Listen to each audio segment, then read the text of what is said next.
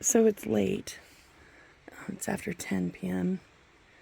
And I wanted to do two things. One, I wanted to show you the dwindling wood pile.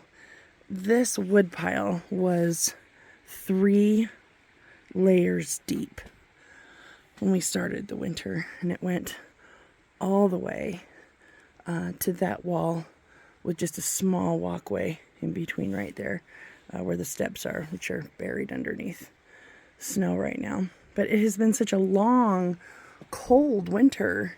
Oh, and it filled this in completely too. It's been such a long, cold winter. We used all that wood. So William exercising faith and getting a big wood pile really worked.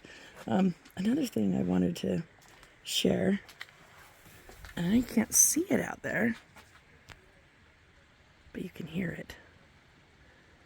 And it's the water running in the creek and in those ponds. The sound of running water is beautiful.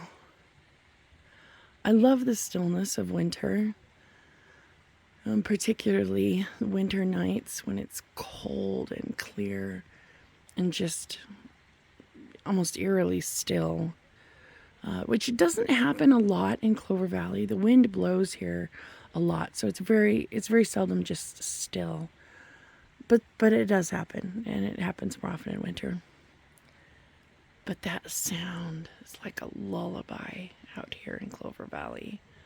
I love it so much. We have kind of a cloudy sky. You can see just a few of the lights up the valley. It's just magical. I love hearing that. The cows are out on the pasture now. They drove them out into the field. The snow has melted and the grass is greening. The cows were pretty darn excited to be out on it today. And it's really nice. I'm out here without a coat on. I mean, it's chilly, but it just feels really good. It's so nice, especially after the blizzard the other day. It pretty much ruined the transmission on my car. But, it's nice. It's nice. Great way